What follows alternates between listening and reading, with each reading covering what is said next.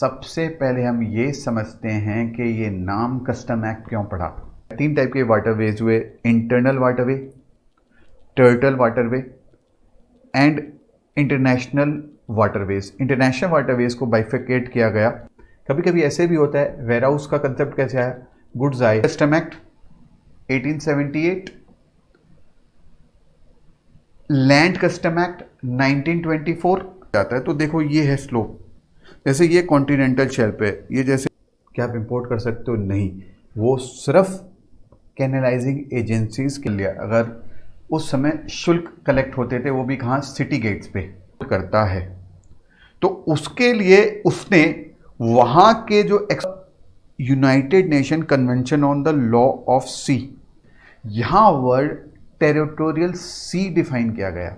अब जी अगर इंपोर्ट करना चाहते हैं ऑफ कस्टम एक्ट को, अगर आप देखो, हमारी इतनी लंबी लैंड फ्रंटियर है, मोर देन 14,000, फ्रॉम नथुला इन सिक्किम से लेके डेजर्ट ऑफ जोधपुर, सारा काम हम कर रहे हैं असेसमेंट करते समय।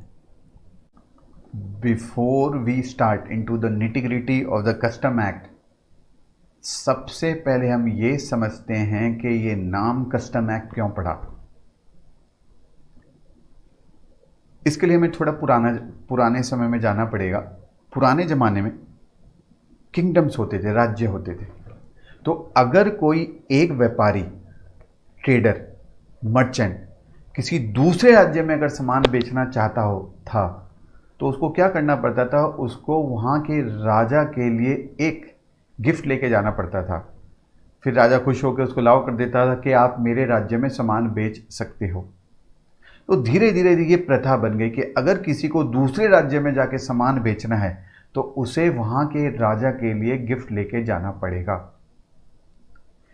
तो ये ट्रेडिशन, प्रथा, कस्टम का मतलब क्या हुआ, ट्रेडिशन, प्रथा, इसके बेस पे वर्ड कस्टम एक्ट बना। तो इसीलिए गवर्नमेंट कहती है, गवर्नमेंट ऑफ इंडिया, कि अगर आपको इंडिया में आना है सामान बेचने के लिए तो आपको एक गिफ्ट देना पड़ेगा डिपार्टमेंट को, गवर्नमेंट को। तो वैभव जी अगर इंपोर्ट करना चाहते हैं इंग्लैंड से, तो वैभव जी को एक गिफ्ट देना पड़ेगा। अब मैं आपको एक रेफरेंस के लिए बता रहा हूं क्या गिफ्ट है, मैं एक एग्जांपल दे रहा हूं, BCD देना पड़ेगा, बेसिक कस्टम ड्यूटी। तो इतना तो मिनिमम आपको देना ही पड़ेगा गवर्नमेंट को, ठीक है। फर्दर अब जरा एक इंपोर्ट वर्ड को समझने की कोशिश करते हैं। What is the meaning of word import.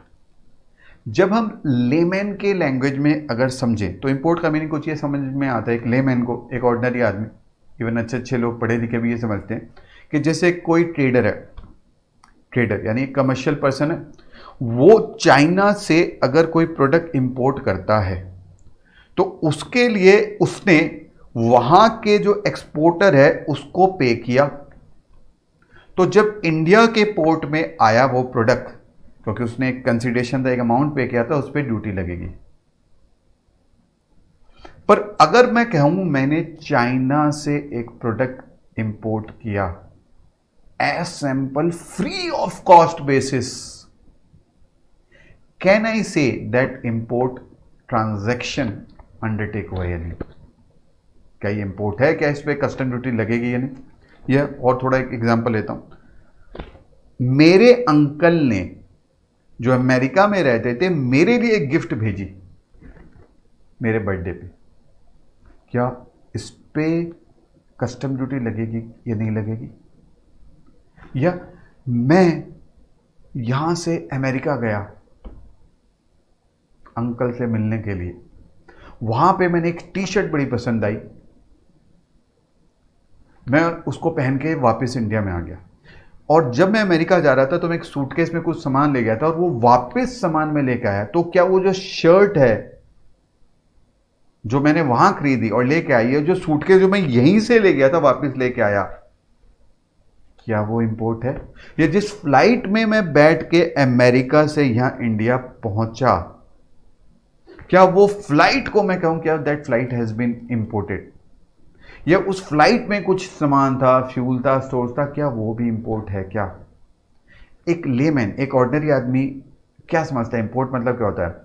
एक कमर्शियल ट्रांजैक्शन है, कंसिडरेशन है, पर्सनल नेचर का नहीं होना चाहिए, तभी हम कहेंगे इंपोर्ट है और इंपोर्ट ड्यूटी लगेगी, वो ये समझता है। बट जब हम इसके निटिग्रिटी में जाएंगे तो इंपोर्ट का मीनिंग काफ़ी गहरा है, not as what a layman thinks. जरा अब आगे बढ़ते हैं, थोड़ा और मैं आपको एक चीज़ दिखाना चाहूँगा। कस्टम एक्ट का थोड़ा सा हम पास्ट में जाते हैं हिस्ट्री में, तो जरा देखें।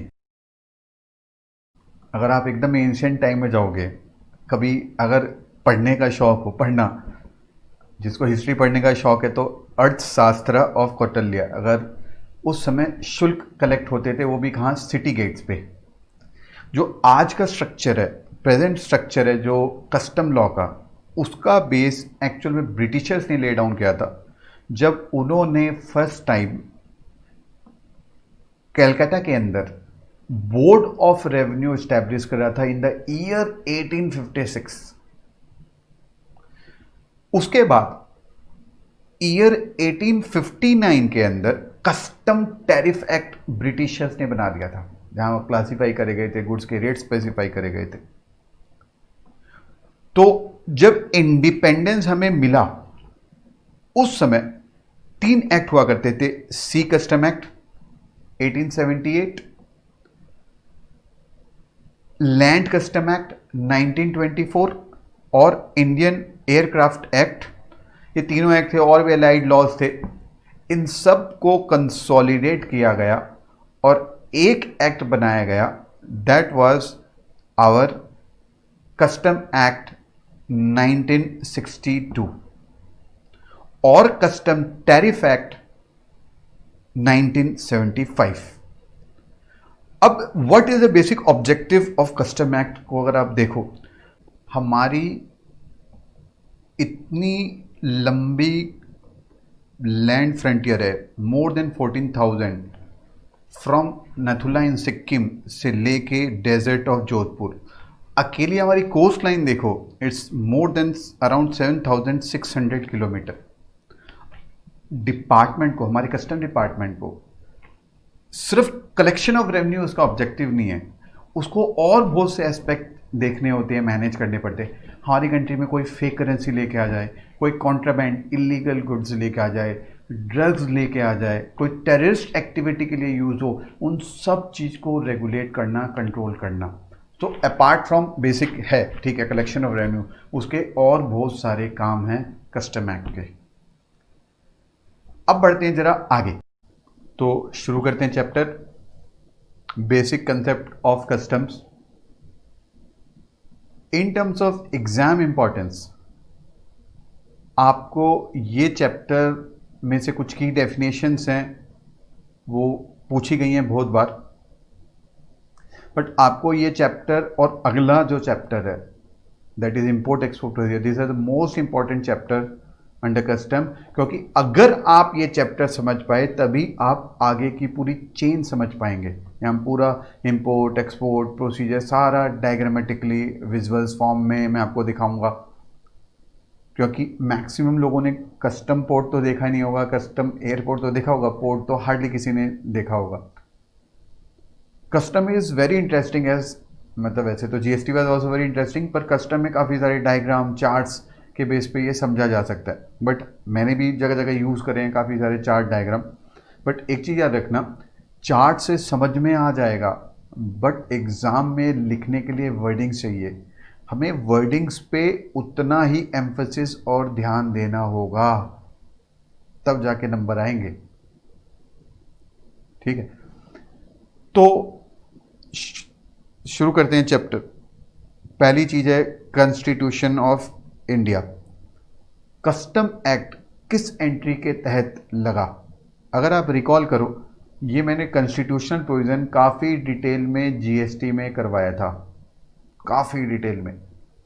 एंट्री नंबर 83 के तहत गवर्नमेंट के पास पावर आई, गवर्नमेंट के पास पावर आई कि वो कस्टम एक्ट इनैक्ट कर पाई। 83 पावर दे रहा था to levy custom duty including export duty, अगर याद हो, ये डिटेल में करा हुआ है, अगर वो याद नहीं हो तो आप फिर से एक बार जीएसटी के वो देख लेना। तो कॉन्स्टिट्यूशन के तहत, पावर के तहत एक्ट आया कस्टम एक्ट, और एक आया custom tariff act. Tariff act मतलब क्या, list of goods along with rate of duty. Tax दो टाइप के होते हैं, डायरेक्ट इनडायरेक्ट, ये सारा मैंने वहाँ डिस्कस करा हुआ है जीएसटी के अंदर। फिर एक्ट होता है, एक्ट के नीचे रूल्स होते हैं। रूल्स किस लिए होते हैं, एक्ट को इम्प्लीमेंट करने के लिए। रेगुलेशंस होते हैं किसको, एक्ट और रूल्स को इम्प्लीमेंट करने के लिए। Notification, circular, trade notice, all this were explain in a very great detail in GST. अगर ये वाला पार्ट आप चाहे पढ़ लेना, ये मैंने वहाँ करवाया। अगर चैप्टर की बात करो तो इस चैप्टर के अंदर पहला तो सेक्शन 1 हम यहाँ से भी स्टार्ट करेंगे, इस और एक चार्जिंग सेक्शन थी मोस्ट इंपॉर्टेंट ईयर। अगर आप देखो इसमें काफ़ी सारी डेफिनेशन दी हुई है। कस्टम में हार्डली आपको 25-30 सेक्शन भी अगर आपको आ जाए, that is more than enough for scoring marks in exam. अगर आपका टारगेट 70+ है आईडीटी में, तो आपको कस्टम और एफटीपी को भी ड्यू वेटेज देनी पड़ेगी, क्योंकि हर क्वेश्चन का पार्ट ये रहेगा। एक क्वेश्चन के जो सब पार्ट्स होते हैं काफ़ी सारे, उनमें से एक पार्ट हमेशा कस्टम का होता है या एफटीपी का होता है। तो आपको हार्डली, वो भी लिस्ट मैंने मार्क करी हुई है आपके समरी नोट्स के अंदर। तो अगर जैसे सेक्शन 12 आपको आना ही चाहिए। अब इसमें बहुत सारी डेफिनेशन दी हुई है, क्या पॉसिबल है इतनी सारी ये डेफिनेशन, ठीक है, सब सेक्शंस इतने याद रखना? Answer is obviously no. कुछ एक आपको मैं आपको बता दूंगा जो आपको आना चाहिए, जैसे इंडियन कस्टम ऑर्डर, वो जब चैप्टर का एंड होगा तो मैं आपको डिटेल दे दूंगा, ये इतनी आनी चाहिए अगर आपको स्कोर करना है। That is based on the past experience, examination tent के बेस पे मैं आपको बताऊंगा। कुछ बच्चे कहते हैं कि सर हम सेक्शन 2 लिख दे तो काम चल जाएगा। एक चीज़ याद रखो, आप फाइनल के अंदर हो, क्या वो जो आपका पेपर चेक कर रहा होगा वो बहुत पढ़ा लिखा एक्सपीरियंस बंदा होता है? क्या वो नहीं जानते सिर्फ सेक्शन 2? वो आप अपने आप को कन्विंस करना चाहते हो तो अलग बात है, नहीं कुछ नहीं मैंने लिख दिया, उसके नंबर कुछ नहीं होते ऐसे सेक्शन 2 लिखने के लिए, आपको कोट करना पड़ेगा। वो हार्डली 6-7 है जो आपको आने चाहिए, वो एंड में बता दूंगा मैं चैप्टर में। सर सेक्शन 2 लिखने से कुछ नहीं होगा, तो उसमें इतने मत जिए। तो शुरू करते हैं। पहला सेक्शन जो है वो क्या कहता है? जो बच्चे पहले कस्टम शुरू कर रहे हैं और जीएसटी बाद में करेंगे, तो मैंने जीएसटी में ये पूरा बहुत डिटेल में समझाया हुआ है, ये वाले सारे एस्पेक्ट, ठीक है। तो वहाँ पे आप ये कर लेना। अभी आपके बस एक रनिंगली इसको पढ़ लो, इसको, इस वाले पार्ट को। हमारे लिए अभी यहाँ मतलब क्या, ये जीएसटी में तो बहुत इंपॉर्टेंट प्रोविज़न है, आना भी चाहिए कॉन्स्टिट्यूशनल प्रोविज़न। जो एंट्री नंबर 83 के तहत पावर आई कि गवर्नमेंट कस्टम ड्यूटी लगा सकती थी, ठीक है। तो ये वाली एंट्री हमारे लिए रेलेवेंट है, तो ये सिर्फ पढ़ लें आप, ये पूरा का पूरा। मैं यहां से शुरू करूंगा। जैसे एक्ट है, अभी मैंने जैसे आपको बताया, एक्ट रूल्स किस लिए होते हैं, एक्ट को इम्प्लीमेंट करने के लिए। जैसे एक्ट में लिखा हो कि आपको टैक्स इतने दिन तक पे करना है, अब वो कैसे पे करना है, डीडी होगी, क्या होगा, वो फिर डिटेल रूल्स में आएंगे। फिर रेगुलेशन उसको सपोर्ट करने के लिए होता है। टैरिफ एक्ट मतलब क्या हुआ, लिस्ट ऑफ गुड्स, जहाँ लिस्ट ऑफ गुड्स दिया जाता है along with rate of duty. फिर सीबीएसई के मैनुअल, सर्कुलर, इंस्ट्रक्शन। सर्कुलर शायद पता भी होगा, सर्कुलर क्या होता है, that represent the view of the department on a particular issue. जैसे एक एग्जांपल आपको दे सकता हूं, बड़ा अच्छा एग्जांपल है, एक्साइज में था, मैंने नारियल का तेल फैक्ट्री से निकाला, तो इसमें ये इशू बना, क्या इसको क्या ट्रीट करा जाए, मतलब क्या वो खाने का ऑयल है, कुकिंग ऑयल है, क्योंकि साउथ में कुकिंग ऑयल के अंदर करते हैं लोग, फूड्स को बनाते हैं, या मैं इसको ये बोलूं कि नहीं ये हेयर ऑयल है, इसमें बड़ा इशू रहा। लास्ट में जाके जैसे कुछ एरिया में डिपार्टमेंट वाले उसको हेयर ऑयल ट्रीट कर रहे थे, कुछ एरिया में उसको कुकिंग ऑयल ट्रीट करा जा रहा था। लास्ट में जाके डिपार्टमेंट को क्लैरिफिकेशन करना पड़ा कि जैसे कोई 2 लीटर का तो हेयर ऑयल खरीदता नहीं, तो अगर पैकिंग 2 लीटर की जैसे है तो उसको कुकिंग ऑयल माना जाएगा। ठीक है, तो circular represent what the view of the department on a particular issue, वो अक्रॉस द कंट्री सारे ऑफिसर्स को उसको फॉलो करना पड़ता है। बट द एसएससी में चैलेंज द सर्कुलर, अगर उसको लग रहा है वो एग्री नहीं कर पा रहा है तो उसको चैलेंज भी कर सकता है। इंस्ट्रक्शंस जैसे इशू होते हैं, डिपार्टमेंट नोटिफाई करता है, मतलब पर्टिकुलर ऑथोरिटी डिपार्टमेंट भी नोटिफाई करता है इंस्ट्रक्शन के, अथॉरिटीज़ को ये फॉलो करना पड़ेंगे। ट्रेड नोटिस क्या होता है, जब इंडस्ट्री को कोई प्रॉब्लम होती है तो पर्टिकुलर कमिंस्ट्रेट ट्रेड नोटिस इशू करता है, या डिपार्टमेंट भी इशू करता है ट्रेड को क्लैरिफिकेशन के लिए। तो मैं आपको अभी 5 मिनट देता हूँ, एक बार आप यहाँ तक पढ़ लें। ठीक है, हमारा शुरू एक्चुअल में होगा यहाँ से ये चैप्टर। आपको 5 मिनट दे रहा हूँ, आप पढ़ लें एक बार, और एक हैबिट बना लें जो यहाँ शुरू हो रहा है। मैं हमेशा ऐसे आपको समय दूंगा पढ़ने का, क्योंकि पेन ड्राइव के साथ बस यही प्रॉब्लम रहती है। स्टूडेंट क्या है, सुने जा रहे हैं सुने जा रहे हैं, उससे हो क्या जाएगा, आपको रुक के एक बार रिकॉल तो करना पड़ेगा, सारा का सारा समझना तो पड़ेगा। फेस टू फेस में तो जैसे मैंने दे दिया कि पढ़ो आप, तो मैं मॉनिटर कर रहा हूँ। यहाँ आपको अपनी सेल्फ डिसिप्लिन मेंटेन करनी पड़ेगी, you will have to maintain that. ठीक है, तो 5 मिनट आपको दे रहा हूँ, धीरे धीरे आपको आदत हो जाएगी इस अप्रोच की जो मैं आपको दे रहा हूँ। जब मैं बोलूँ पढ़ो तो पढ़ो, और जिसको लग रहा है 5 मिनट से ज़्यादा समय लग रहा है, स्पीड बहुत ज़्यादा स्लो है, एग्ज़ाम में बहुत अच्छी लेवल की स्पीड चाहिए पेपर को सॉल्व करने के लिए, तो वो एक बार रोक दें, फिर उसके बाद में कंप्लीट करके ही आगे बढ़ें। ठीक है।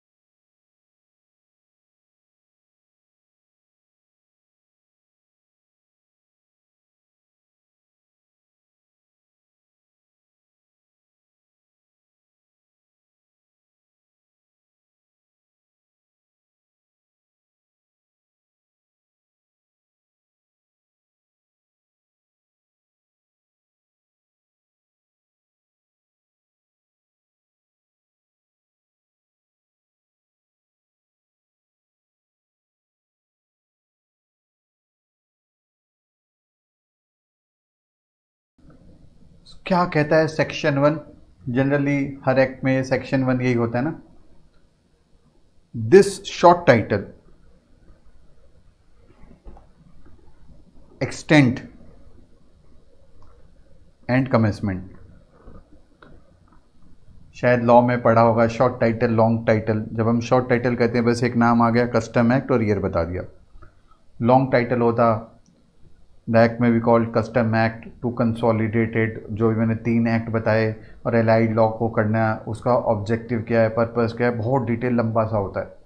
वो फिजिबल नहीं होता कि हर जगह बार बार इतना लंबी लॉन्ग टाइटल स्पेसिफाई हो. तो आज की डेट में तो मैक्सिमम जितने लेजिस्लेशन बन रहे हैं वो हमेशा शॉर्ट टाइटल ही उनकी शॉर्ट टाइटल ही होती है. Now it says it extends to whole of India. फिर एक वर्ड बोला गया and save as otherwise provided this in the act. It applies also to any offense contravention thereunder committed even outside India by any person. यानी अगर किसी बंदे ने outside India कोई ऑफेंस किया तो भी क्या उस पर कस्टम एक्ट लगेगा. आपको रिकॉल करा दूं, जीएसटी में हमने एक कंसेप्ट पढ़ा था, concept of extra territorial operation. उसमें मैंने आपको क्या लॉजिक बताया था. फॉर एग्जांपल विजय माल्या ने हमारे कस्टम एक्ट की नॉन कंप्लाइंसेस करी, कुछ ऐसी बदमाशी करी, हवाला चेन से कुछ बदमाशी करी, कोई पैसा भेज दिया और यहाँ से प्रोडक्ट मंगा लिया, कुछ भी ऐसा किया. But some nexus should be established. तब जाके उसके खिलाफ यहाँ से अथॉरिटी जाके फाइट करेंगे वहाँ पे जाके कि इसने हमारे यहाँ ये एक्ट नॉन कंप्लाइंसेस किया है, इसके खिलाफ ये एक्शन हम लेना चाहते हैं. तो it extends to whole of India. पर अगर एक्ट में और कहीं ये स्पेसिफाई हो रहा है तो अलग बात है. Otherwise any offence contravention thereunder committed outside India by any person but it should be some territorial nexus should be established. सबसे पहले तो इंडिया का मतलब क्या हुआ. मजे की बात है जब हम पढ़ते हैं डेफिनेशन इंडिया की तो सिंपली वर्ड कहता है India includes territorial water of India, full stop. क्या इंडिया को यहां डिफाइन करा गया है? नहीं, क्योंकि इंडिया अभी भी डिफाइन नहीं है. सिंपली बोला क्या गया टेरिटोरियल वाटर. अब क्या होता है टेरिटोरियल वाटर, ये भी नहीं डिफाइन किया गया. तो अब हमें मीनिंग ढूंढना पड़ेगा. मैंने आपको जैसे जीएसटी में इंटरप्रिटेशन कराया था, जब कभी हमें कोई डेफिनेशन नहीं मिलती एक्ट में तो फिर हम क्या करते हैं, जनरल क्लॉज एक्ट में जाते हैं, कॉन्स्टिट्यूशन में जाते हैं, फिर उसी टाइप के उसी एलाइड टाइप के एक्ट में डेफिनेशन ढूंढते हैं. और जब वो भी नहीं मिलती तब फिर हम कोर्ट के पास जाते हैं इंटरप्रिटेशन के लिए. अब नेक्स्ट डेफिनेशन, अब इसको मैं लिंक करूंगा, इसमें काफी टाइम लेंगे, हम करेंगे, समझेंगे इसको. इंडियन कस्टम वाटर को डिफाइन किया गया the water extending into sea up to the limit of. अगर आप देखो वहां मैंने वर्ड काटा हुआ है contiguous zone of India under section 5, क्योंकि ये अमेंड हो गया था. अब यहां वर्ड है up to the limit of exclusive economic zone under section 7 of the territorial water continental shelf EEZ and other maritime zone act and includes bay, gulf, harbour, creek और tidal river.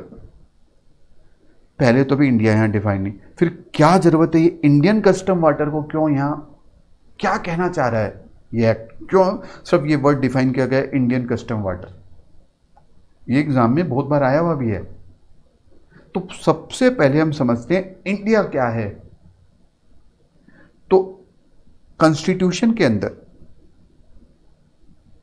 Article 1, ठीक है, sub article 3 में बोला गया the India compromises the territories of the state. Union territory such other territory has been acquired, जैसे गोवा बाद में acquire हुआ होता है इंडिपेंडेंस के बाद. ये तो सब लैंड पार्ट की बात हो रही है यहाँ.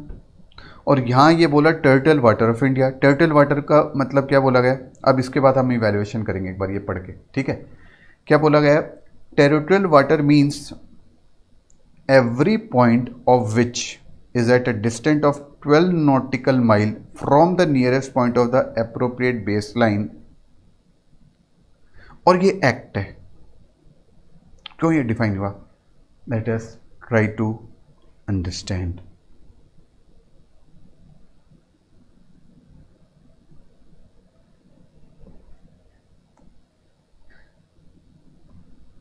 अगर अभी हम कस्टम की डेफिनेशन में जाएं, व्हाट इंडिया मीन्स, बोलता है it include territorial water of India. शायद आईपीसीसी में आपने किया होगा तो याद होगा, यानी अप टू 12 नॉटिकल माइल।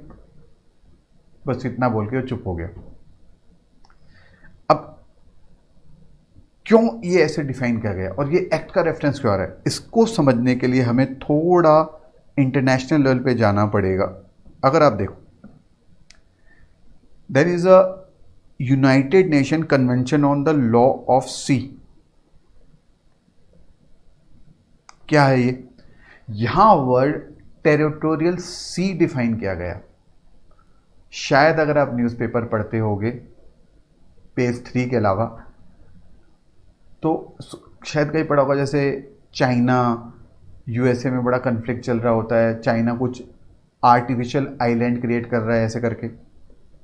हुआ क्या था, इस यूनाइटेड नेशन कन्वेंशन में ये बोला गया था, एक कंट्री सोवरेन राइट, जैसे ये पूरी एरिया मेरी है, इंडिया की है, तो उसकी जो राइट्स होगी उस कंट्री की, वो सिर्फ उसके ये जो कोस्टल लाइन है, ये जो बाउंड्री है, यहीं तक नहीं रहेगी, इससे भी एक्सटेंड होके अप टू 12 नॉटिकल माइल तक रहेगी। वहां वर्ड था टेरिटोरियल सी, तो इसका मीनिंग एक ही है, टेरिटोरियल सी और टेरिटोरियल वाटर। अब उसके बाद और एक चीज, एक कंट्री के 3 वाटर्स होते हैं। 3 waters, yes, internal water, territorial water और इंटरनेशनल वाटर। वो सुना होगा ना गाना, पानी रे पानी तेरा रंग कैसा, वो हिसाब किताब हो गया ये। तो इंटरनल वाटर क्या हुए, जैसे रिवर्स हो गए, लेक्स हो गए, कैनाल्स हो गए, उस कंट्री के अंदर है। टेरिटोरियल वाटर अभी हमने क्या देखा, 12 नॉटिकल माइल तक, 12 नॉटिकल माइल तक from this coast line that country will have the full sovereign right, पूरा उसका प्रभुत्व होगा उस एरिया में। फिर ये स्पेसिफाई हुआ इसके अंदर यूनाइटेड कन्वेंशन वाले में कि एक कंट्री को 200 नॉटिकल माइल तक भी एक्सक्लूसिव राइट दिया जाएगा, that is called exclusive economic zone. अगर हमारे घर में कोई आए, क्या हम ऐसे अलाउ करते? नहीं। तो हमारे देश दैट इज इंडिया में अगर कोई ऐसे आए, क्या हम उसे अलाउ करेंगे? नहीं। तो क्या फिर अगर कोई शिप को श्रीलंका अगर जाना है, तो क्या मैं उसको, जैसे यहाँ पे अगर श्रीलंका जाना है, तो क्या मैं यहाँ पे अपने 12 नॉटिकल माइल के लिए अलाउ नहीं करूँगा? वो उसी के अंदर अगर दायरे में अगर वो फॉल कर रहा है तो उसके अंदर एक वेरी ब्यूटीफुल टर्म स्पेसिफाई हुआ, the country will give a innocent passage. The word is what? Innocent passage. I repeat, अगर कोई कंट्री दूसरी कंट्री का इंटेंशन स्पाइंग करना है तब हम अलाउ नहीं करेंगे। बट क्या कोई वॉरशिप, सबमरीन्स आ सकती है इस 12 नॉटिकल माइल में? विदाउट हमारी परमिशन नहीं आ सकती।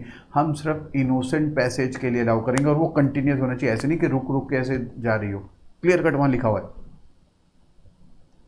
अब इस जो ये एग्री हुआ था, इस लॉ ऑफ द सी पे हमारी कंट्री ने फिर एक एक्ट पास किया। उस एक्ट का नाम था ये territorial water continental shelf exclusive economic zone and other maritime act, ये नाम था ये वाला। इसके अंदर अब हम ब्रेक करेंगे पूरी उस वाटरवेज को हमारे। तो देखना, इसके तहत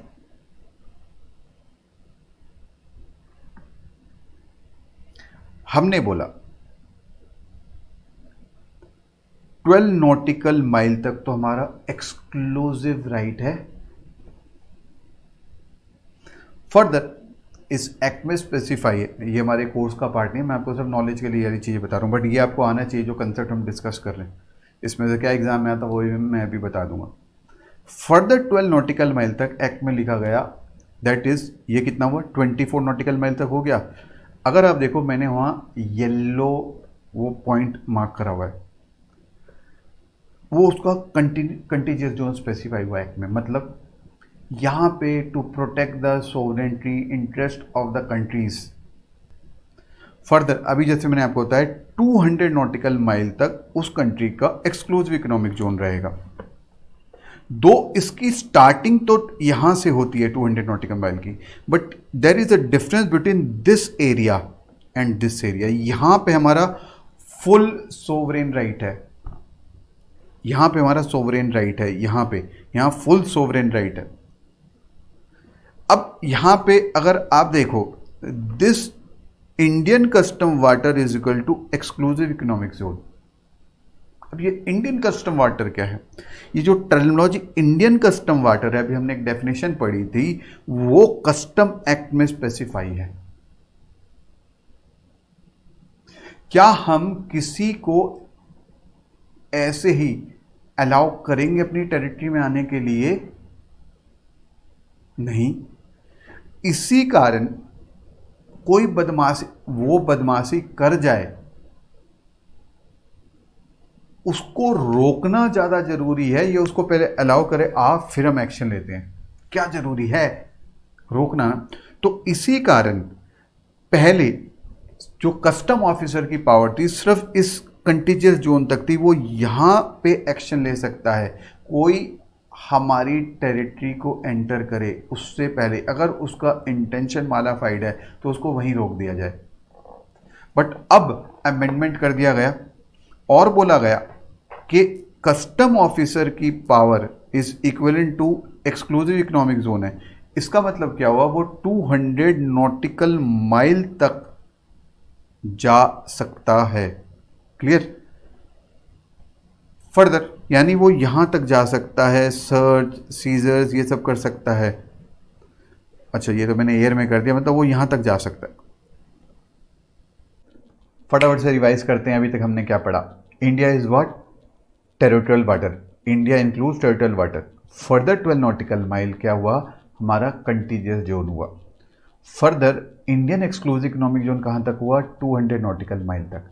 उसके बियॉन्ड क्या हुआ? That is called high seas. और मैंने आपको क्या बताया, जो United Nation convention on seas था उसके हिसाब से जैसे ये बोला गया 3 टाइप के वाटरवेज हुए, internal waterway, territorial waterway and international waterways. International waterways को बाइफिकेट किया गया, जो अभी मैंने भी डिस्कस किया। अब जो इंडियन कस्टम वाटर है that is equal to Indian exclusive economic zone, जहां पे कस्टम ऑफिसर अपनी पावर एक्सरसाइज कर सकता है। अब वो क्या पावर एक्सरसाइज कर सकता है?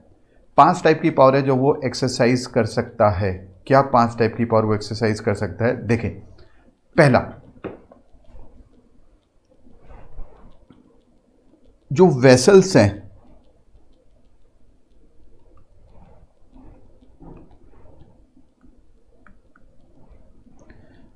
वेसल्स है, उस वेसल्स को वो पहले तो सर्च सीज करेगा, क्या कोई बदमाशी स्मगलिंग तो नहीं कैरी आउट हो रही।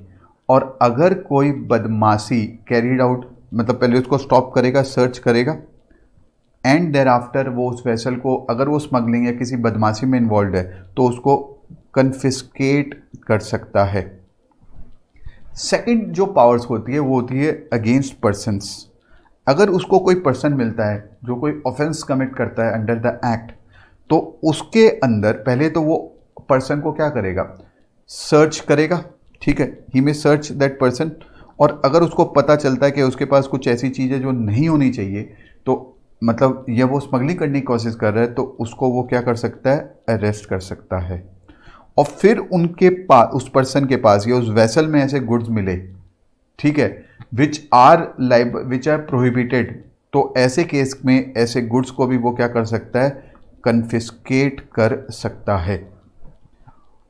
और अब होता क्या, कभी आप अगर गए हो रिवर में अगर आप जाते हो, ठीक है, तो अगर आप देखोगे जैसे सीढ़ियाँ होती है छोटी छोटी, जैसे सीढ़ियाँ में आगे बढ़ते जाते हो और वो डीप होते जाता है रिवर, सेम केस ये चीज़ यहाँ पे होती है।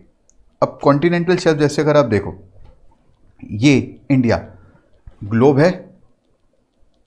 अब इसके अंदर जो सी जो बनता है ये कैसे होता है, इंडिया के जस्ट ये नीचे यहाँ सी बेड्स होते हैं और फर्दर वो स्लोप एकदम ड्रास्टिक फॉल होता है स्लोप को, ये स्लोप, इसको कहते हैं कॉन्टिनेंटल शेल्फ। अब ये एग्जैक्टली हम कहते हैं तो 12 नॉटिकल माइल हो सकता है, 12 नॉटिकल माइल से पहले शुरू हो जाए कुछ केस में 12 नॉटिकल माइल के बाद शुरू हो जाए। इस जो स्लोप है इसमें बहुत सारी इकोनॉमिक एक्टिविटी कैरिड आउट होती है, जैसे ऑयल रिग्स हो गया सेटअप होना, ये वेव पावर जनरेशन, ये मशीन है एक्चुअल में।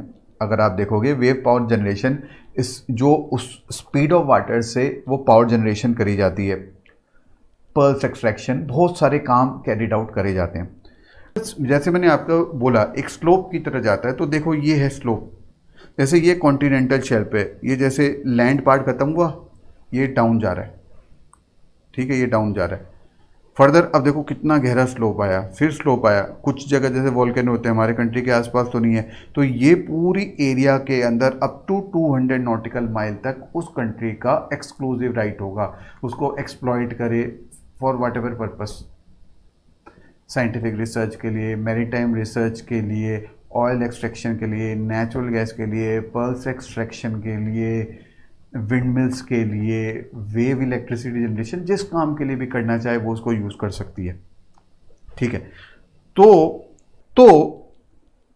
फिर कस्टम एक्ट को एक्सटेंड करा गया, मतलब ये बोला गया for 2 activities, that is oil rigs and natural gas का एक्सट्रैक्शन के लिए ये जो एरिया है दैट इज 12 नॉटिकल माइल से लेके 200 नॉटिकल माइल तक की ये area for only oil rigs, this is what India. ये सब मैंने लिखा हुआ है, अभी आपको मैं पढ़ने दे दूंगा। बट जो अगर मैं कोई विंड मिल सेटअप कर रहा हूं, ये मशीन से वेव के पावर से जनरेशन कर रहा हूं इलेक्ट्रिसिटी की, पर्ल्स एक्सट्रैक्शन कर रहा हूं, after 12 nautical mile it is not India. Clear? अगर हम कहते हैं ये ऑयल रिग्स इज नॉट करने के लिए, या यहां से कोई गुड्स गए तो एक्सपोर्ट होगा और वहां से कुछ वापस से ऑयल एक्सट्रैक्शन हो पाएगा, तो क्या होगा, उस पर इंपोर्ट ड्यूटी लग जाएगी। इसलिए ऑयल रिग्स और नेचुरल गैस को स्पेसिफाई किया है वो इंडिया ही माने जाएंगे if you are carrying out that activity between 12 to 200 nautical mile, but for other activity answer is what, no। तो ये हमने एक बेसिक इवैल्यूएशन समझा। अब जरा पढ़ते हैं लॉ क्या कह रहा है।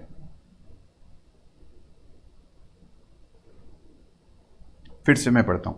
इंडिया इंक्लूड्स सेक्शन 2 सबसेक्शन 27, ये आपको आना चाहिए, एग्जाम में आया भी था, बच्चे जब डेफिनेशन आया उसमें लिख रहे हैं India includes territorial water, exclusive economic zone, contiguous zone, 0 number आए हैं। आपको सिर्फ इतना ही लिखना है, अगर वो एग्ज़ाम में पूछे तब नंबर है। 3 मार्क्स का क्वेश्चन आया था, बच्चे पता नहीं क्या क्या लिख रहे थे। India include territorial water of India.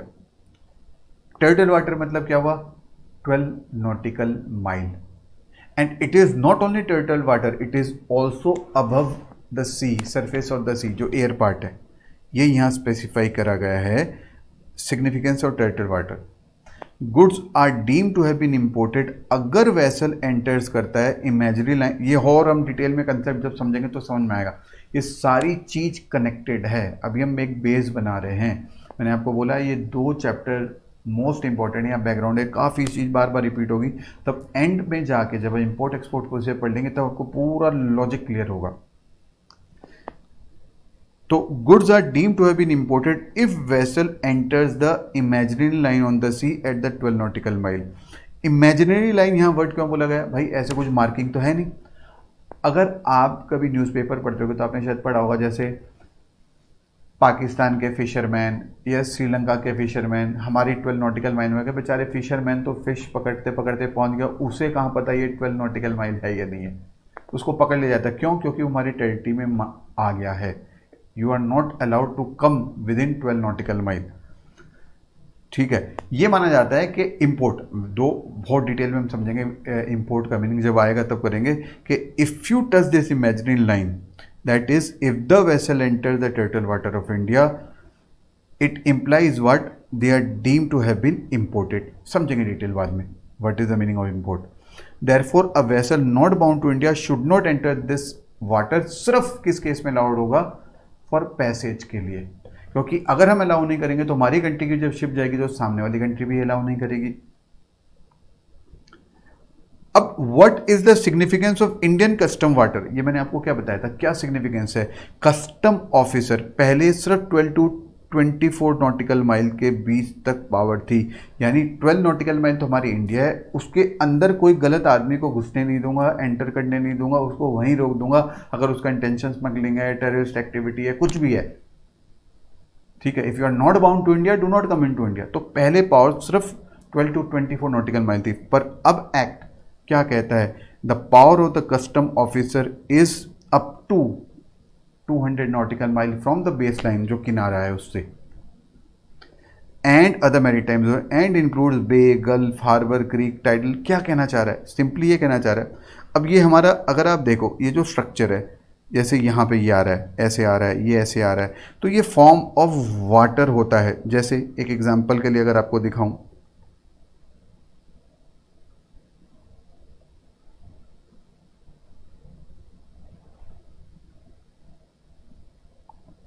जैसे ये बे हो गया, हार्बर हो गया, क्रीक हो गया, इसको क्रीक कहते हैं, थर्ड वाले को स्मॉल रिवर्स, ये फ्लो ऑफ रिवर्स है। तो जैसे अभी आपको दिखाया, ये सारी चीज उसमें इंडियन कस्टम वाटर के अंदर आएगी। हम क्यों पढ़ रहे हैं, मतलब क्यों ऐसे डिफाइन किया गया है, Indian custom water includes bay, gulf, harbour, creek, small flow of river, क्यों?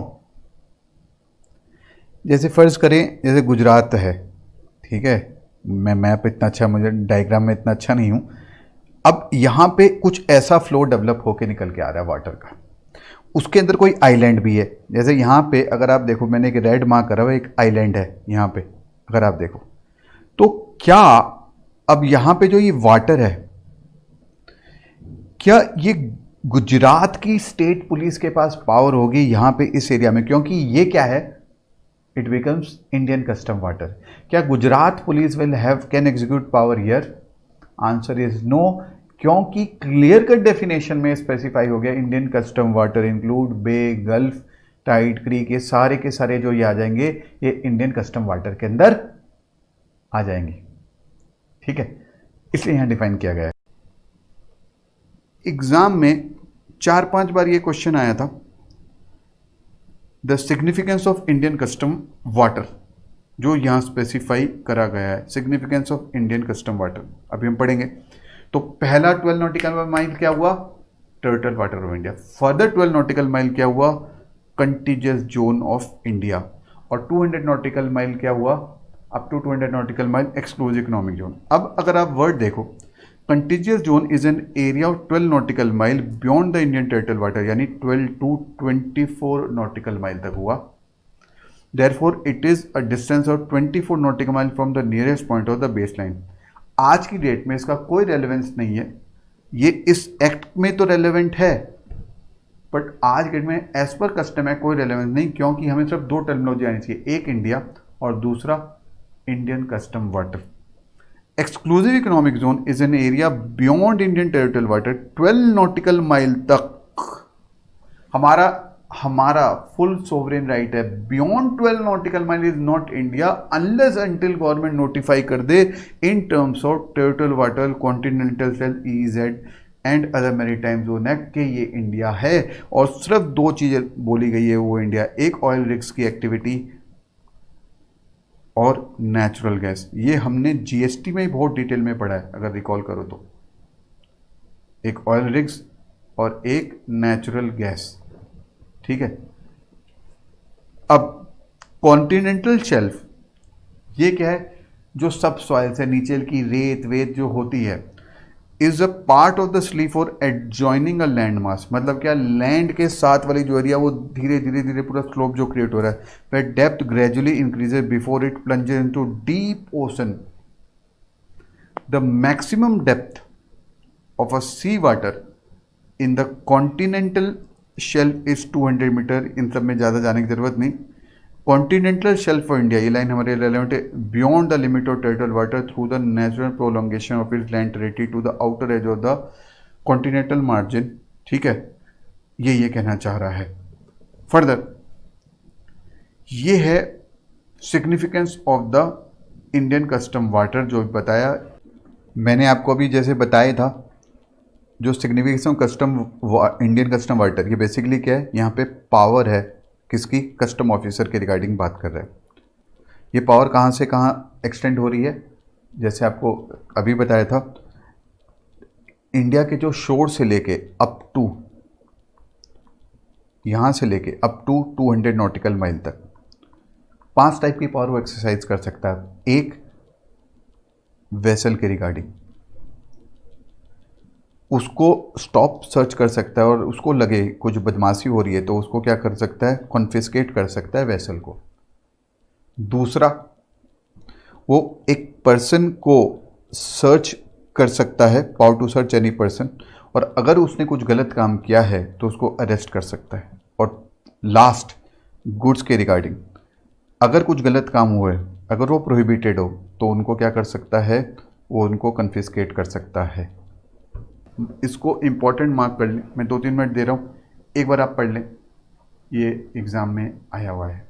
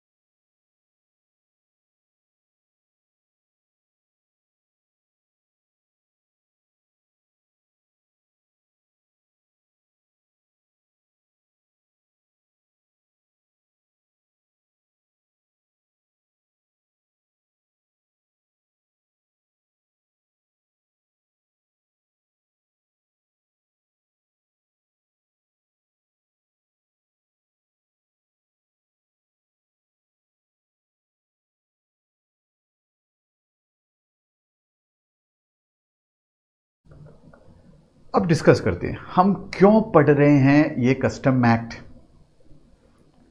अगर सिंपल से वर्ड में बोलूं तो क्या, टू डिटरमाइन द टैक्सेबिलिटी और द लेवलेबिलिटी ऑफ द ड्यूटी और टैक्स। करेक्ट। तो हमारा बेसिक ऑब्जेक्टिव क्या है, ये डिटरमाइन करना क्या ड्यूटी लगे ही नहीं।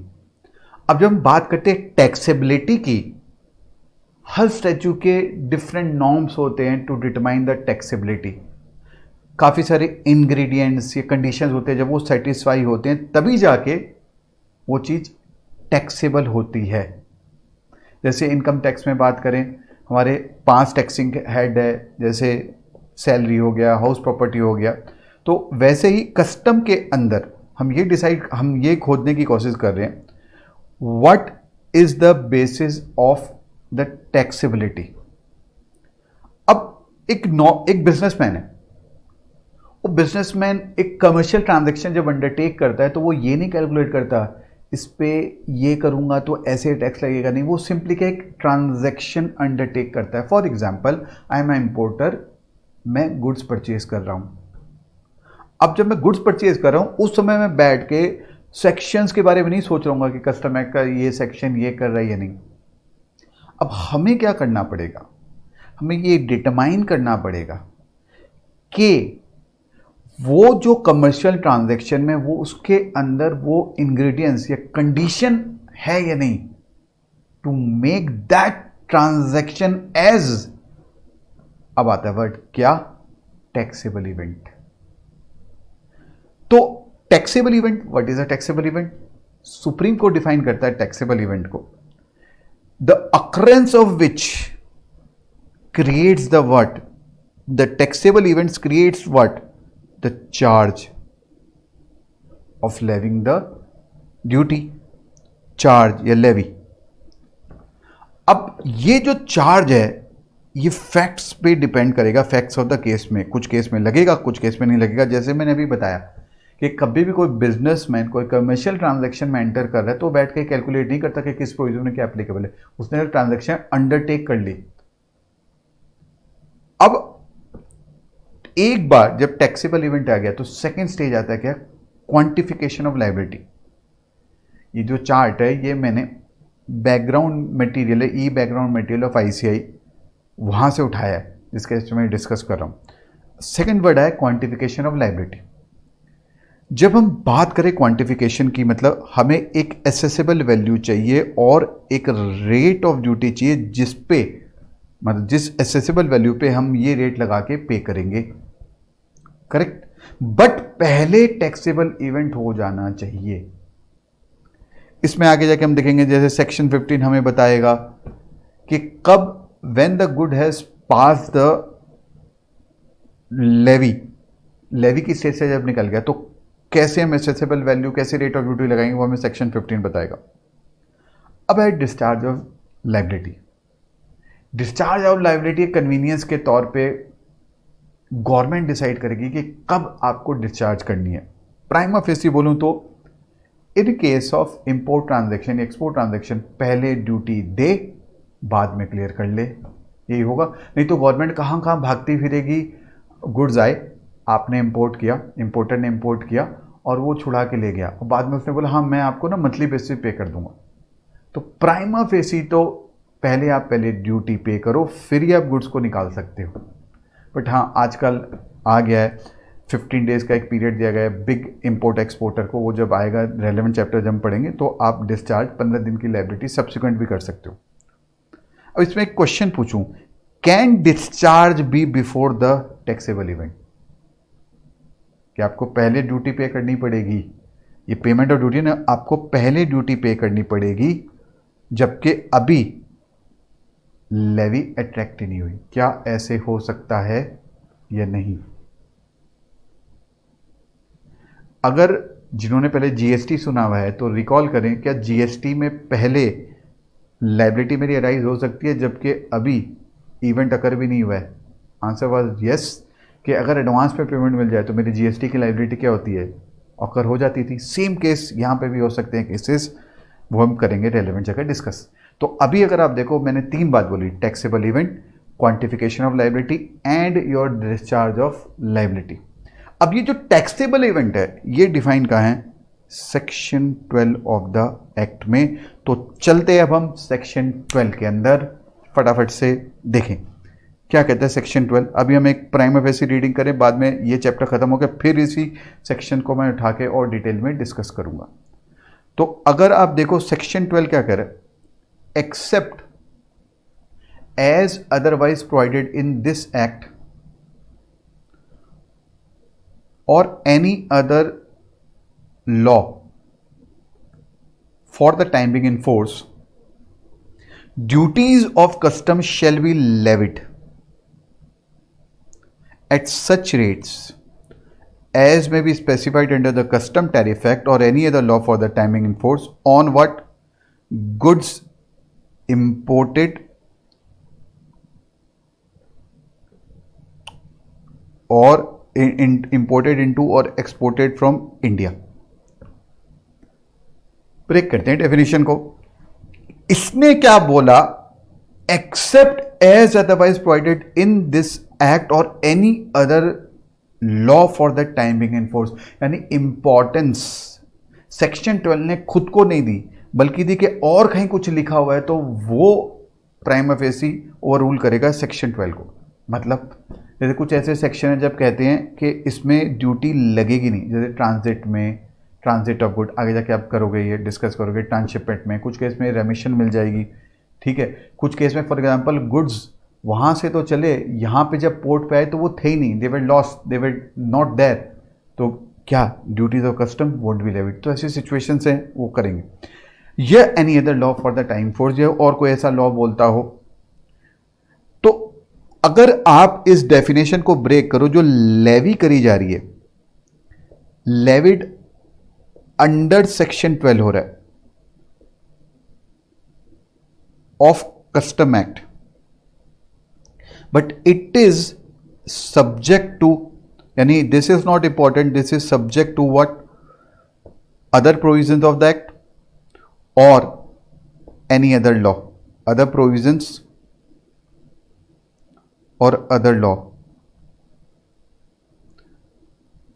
फिर बोला गया लेविड के बाद जो रेट्स हैं, रेट्स आप कहां से पिक करोगे, रेट्स आप पिक करोगे कस्टम टैरिफ एक्ट से और एनी अदर लॉ।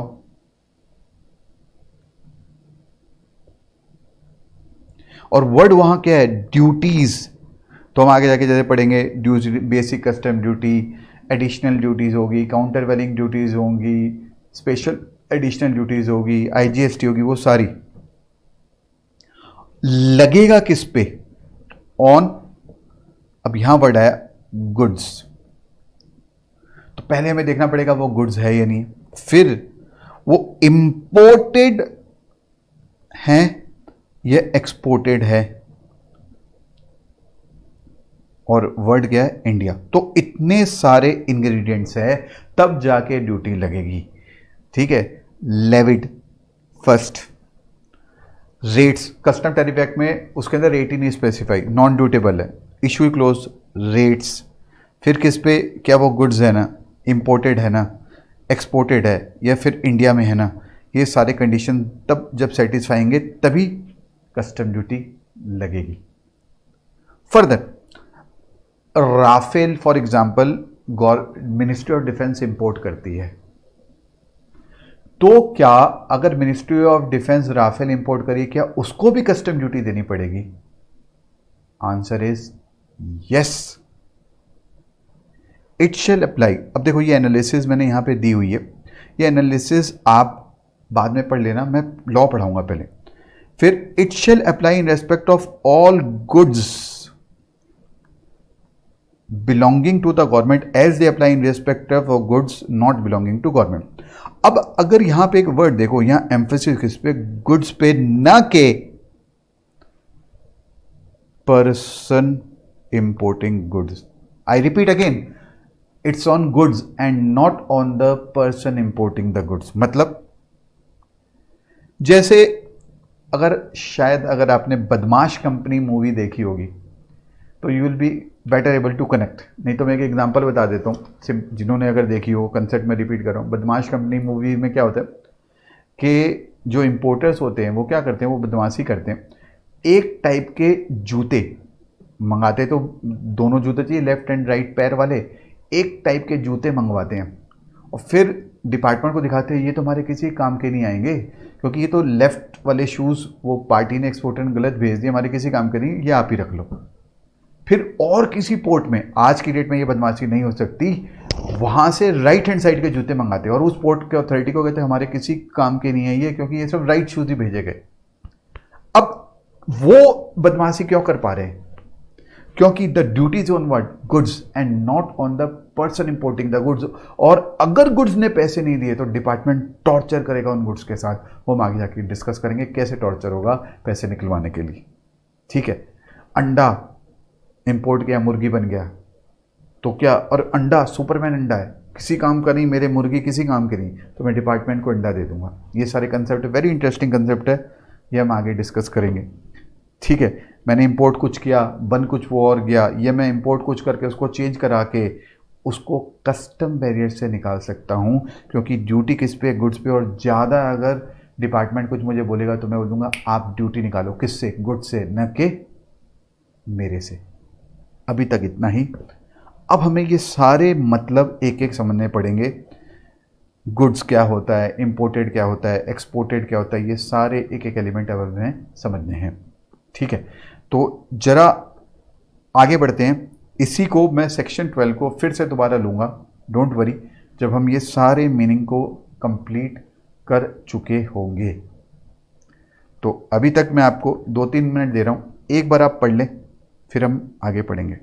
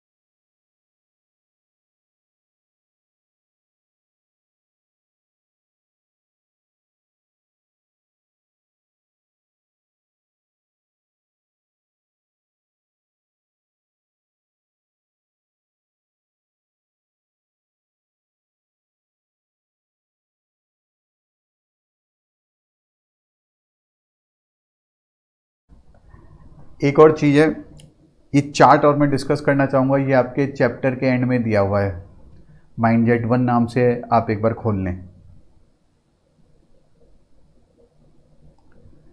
ये एक फ्लो है ट्रांजैक्शन का, इसमें भी कम से कम 2 क्लास और लगेगी इस पूरे फ्लो में मास्टरी करने में। हम बात करें प्राइसिंग टर्म्स की।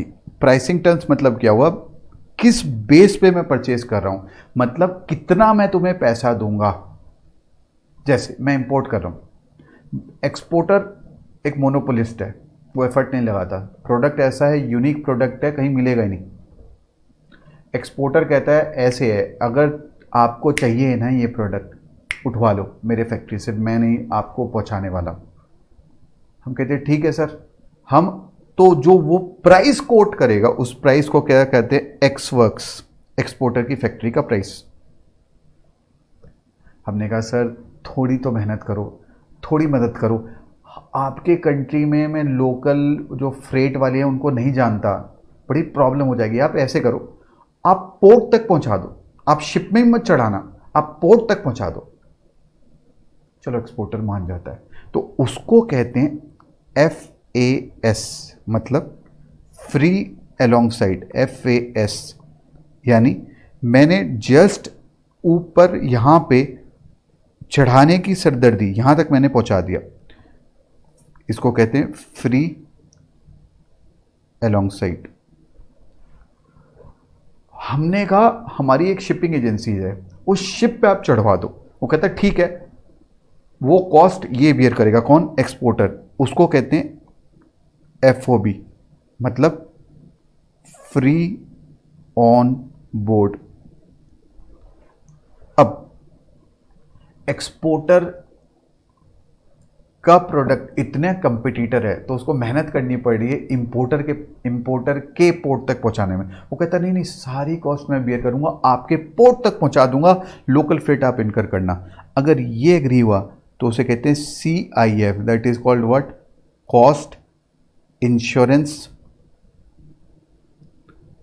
And freight. ठीक है, अब जो लोकल फ्रेट होगा वो कौन बियर करेगा, इंपोर्टर। अब इस चार्ट में अगर आप देखो, एक्स वर्क्स अगर मैंने परचेज किया है तो इसके अंदर इंपोर्टर क्या इनकर करेगा एक्स वक्स वाले केस में, यानी ही विल इनकर लोकल फ्रेट इन एक्सपोर्टर्स कंट्री,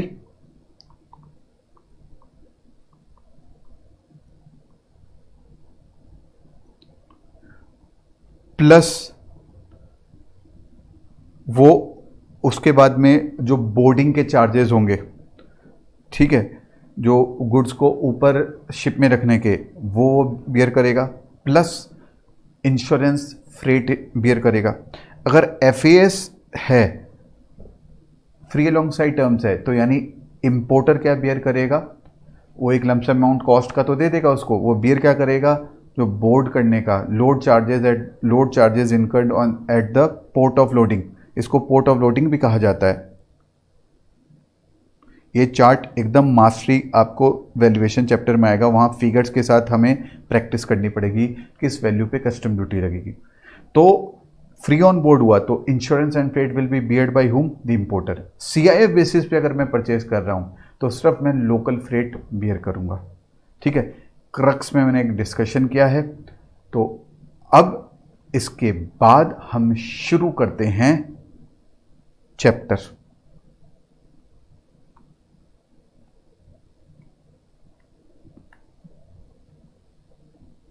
पता नहीं अपडेट जब से हुआ है,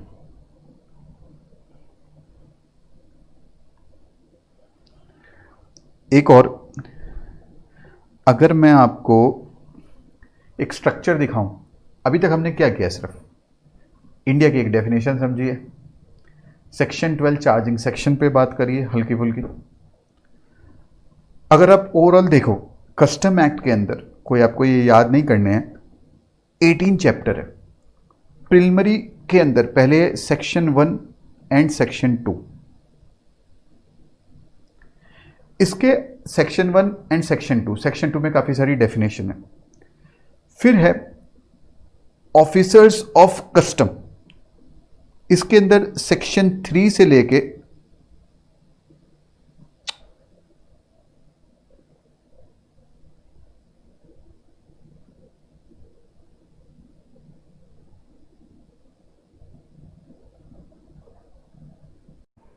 सेक्शन 3 से टू सेक्शन 6 है।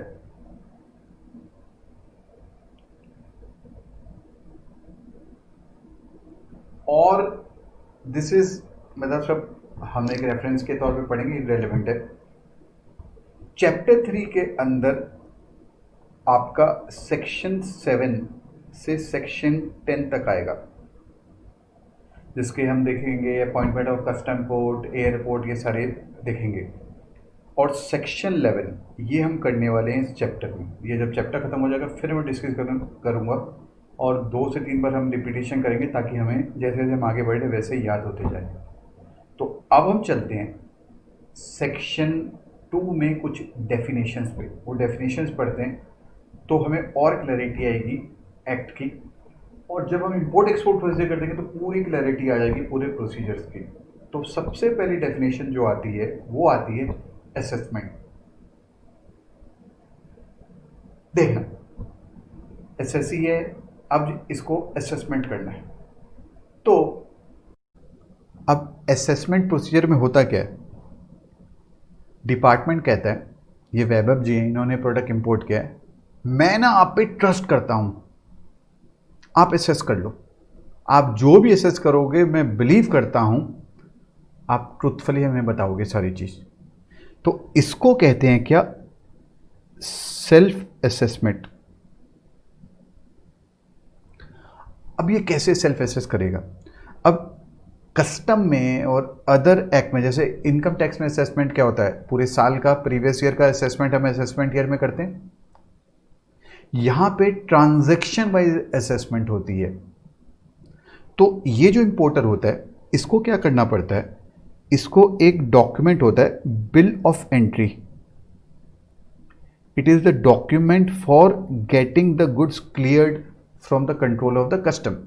I repeat again, it is a document filed for getting the goods cleared from the control of the customs. तो जो बिल ऑफ एंट्री है उसके अंदर अभी मैंने आपको एक वर्ड बोला, what is assessment? Assessment is what? Accessible value into rate of duty. अब जब हम बात करें असेसेबल वैल्यू की, ठीक है, तो एक्ट के अंदर आगे जाके हम पढ़ेंगे सेक्शन है जिसमें बताया गया है कि आप कैसे कैलकुलेट करोगे असेसेबल वैल्यू को।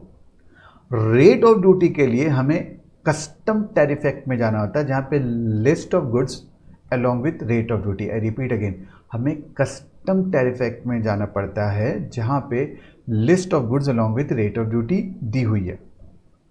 तो हम रेट ऑफ ड्यूटी कैलकुलेट करने के लिए पहले हम क्लासिफाई करते हैं कि प्रोडक्ट कहां फॉल करेगा। हो सकता है मैंने कोई प्लास्टिक आर्टिकल इंपोर्ट करा हो सकता है मैंने आयरन स्टील इंपोर्ट करा हो सकता है मैंने कुछ रेडीमेड गारमेंट इंपोर्ट करा हो सकता है मैंने लैपटॉप इंपोर्ट किया हो। तो उस बेसिस पे क्लासिफिकेशन करी गई है पूरे कस्टम टैरिफ एक्ट में। मैंने क्लासिफिकेशन ढूंढा, ये प्रोडक्ट कहाँ फॉल करता है। अगर वैल्यू बेस्ड ड्यूटी है तो नो इश्यू।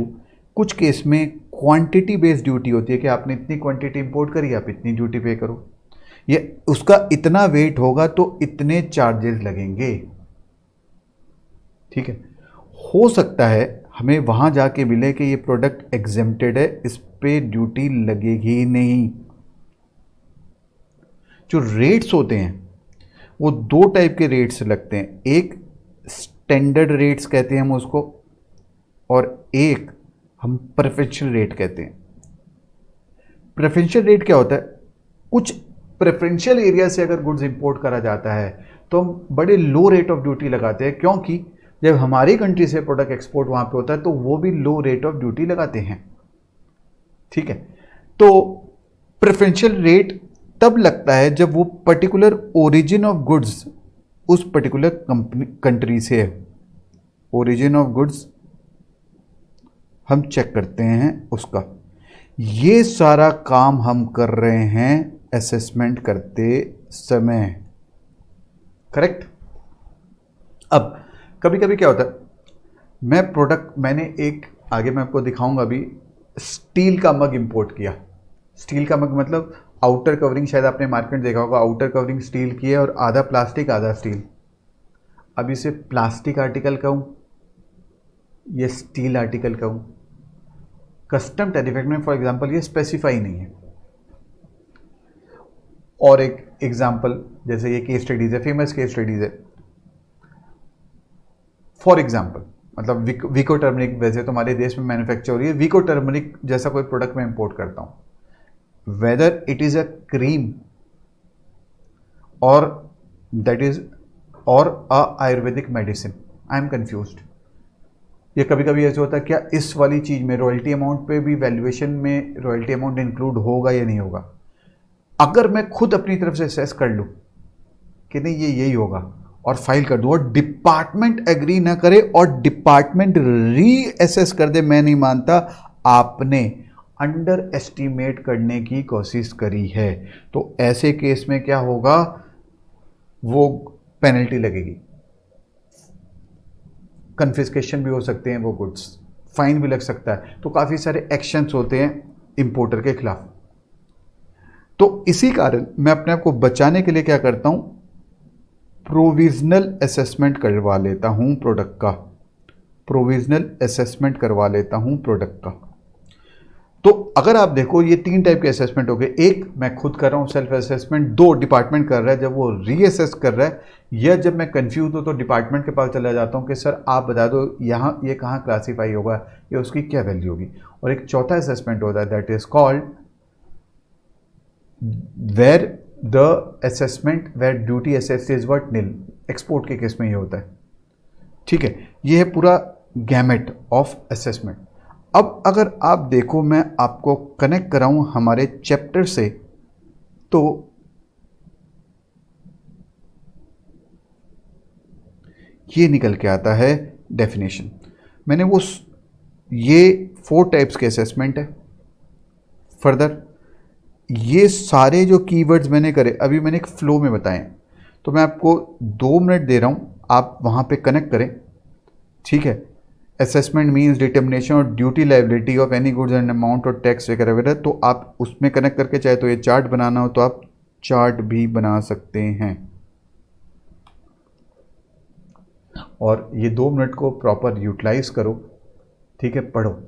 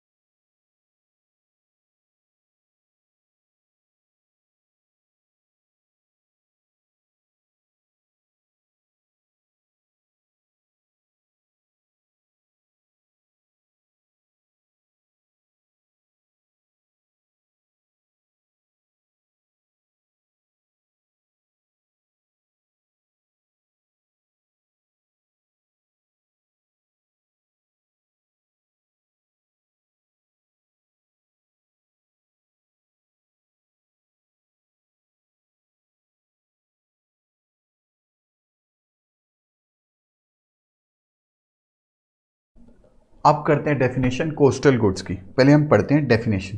क्या है definition? Coastal goods means goods other than imported good. पहला चीज तो वो गुड्स होना चाहिए। गुड्स की डेफिनेशन अभी हम थोड़ी देर बाद करेंगे। Other than imported goods transported in a vessel from one port in India to another port. ध्यान दें, यहां वर्ड लिखा हुआ है one port and not custom port. मतलब जो पोर्ट होते हैं वो 2 टाइप के हुए। इसका मतलब एक हुआ पोर्ट, एक हुआ कस्टम पोर्ट। जैसे ही मैं कहता हूं कस्टम पोर्ट, इसको सीबीआईसी नोटिफाई करता है। जैसे वो नोटिफाई करता है तो प्रॉपर अरेंजमेंट करता है। वहां कस्टम ऑफिसर प्रेजेंट होंगे, वैल्यूएशन ऑफिसर्स होंगे, प्रिवेंटिव ऑफिसर होंगे, काफ़ी सारे ऑफिसर होंगे। वो हम सब्सिक्वेंटली बात करेंगे। यानी पूरा का पूरा कस्टम डिपार्टमेंट वहां पे बैठा हुआ है, वो अपना काम सारा वहां कर रहा है। तो इसके लिए सीबीआईसी क्या करता है? नोटिफाई करता है कस्टम पोर्ट। बट पोर्ट है सिर्फ, तो वहां पे कस्टम डिपार्टमेंट नहीं होगा। अब लेकिन कस्टम एक्ट में इन पोर्ट को भी कंट्रोल करना चाह रहा है डिपार्टमेंट। इसलिए कह रहा है कि अगर कोई कोस्टल गुड्स, यानी फॉर एग्जांपल मैंने अगर आप देखो वहां पे दिखाया, जैसे कंडाला गुजरात के अंदर से टूटिकोरिन पोर्ट गुड्स ट्रांसफर हो रहे हैं। कोस्ट मतलब क्या हुआ? किनारा। तो एक किनारे से दूसरे किनारे अगर वो जा रहे हैं इन अ वेसल, तो अगर ये व्हीकल से जा रहा है तो डिपार्टमेंट कहता है फिर मेरे कोई फर्क नहीं पड़ता, अगर व्हीकल रूट से जा रहा है वो मेरे कंट्रोल में नहीं है। बट अगर वो वाया सी रूट जा रहा है तो वो हमारे कंट्रोल में आएगा। क्यों हमारे कंट्रोल में रखना चाह रहा है डिपार्टमेंट? क्यों अपने कंट्रोल में रखना चाह रहा है? फॉर एग्जाम्पल, एक शिप चली यूएसए से, इसे श्रीलंका जाना है और यहां पे इनका इंटरफेस हो जाए। जब ये छोटी वाली शिप यहां जा रही है, वो कुछ गुड्स इस बड़ी वाली शिप इस छोटी वाली शिप को कुछ गुड्स दे दे, और यहां से ये यहां लेके आ जाए, और यहां पे कोई भी ड्यूटी, मतलब यहां पे कोई ड्यूटी पे ना होगी, तो वो निकल जाएंगे। स्मगलिंग हो सकती है, बदमाशी हो सकती है। इसी कारण डिपार्टमेंट कोस्टल गुड्स को भी कंट्रोल करना चाहता है। फर्दर, अब एक एग्जांपल और लो। क्या एयरक्राफ्ट में ऐसे हो सकता है, एक एयरक्राफ्ट डोमेस्टिक एयरक्राफ्ट यहां से जा रहा है, एक इंटरनेशनल एयरक्राफ्ट आ रहा है बाहर से, और वो ऐसे दूसरे को फेंके, ये पकड़ तो गुड्स और ले जा, कस्टम ड्यूटी नहीं लगेगी? नहीं हो सकता, अभी तक तो नहीं हो सकता, टेक्नोलॉजी इतनी एडवांस नहीं हुई है। ठीक है, तो यहां पे स्मगलिंग को रोकने के लिए कोस्टल गुड्स को डिपार्टमेंट अपने कंट्रोल में लेके आया। और एक, अभी हम एक बिल्डअप करें कुछ चीज़ों को, ये और डिटेल एक चैप्टर है बाकायदा इस पे कोस्टल गुड्स का कस्टम एक्ट में। कस्टम पोर्ट जो होते हैं, ये मैं थोड़ी नॉलेज के लिए बता रहा हूं, जो कस्टम पोर्ट होते हैं इंडिया के अंदर अराउंड 14 या 15 के लगभग मेजर पोर्ट्स हैं। अब मेजर पोर्ट्स क्या हैं और अदर देन मेजर पोर्ट्स है? जो मेजर पोर्ट्स है वो सेंट्रल गवर्नमेंट कंट्रोल करती है, और उसके अंदर जो major port trust act applicable होता है। एक पोर्ट है जिसके अंदर ये था आपका एनोर पोर्ट था, जो कंपनीज एक्ट में कवर होता है।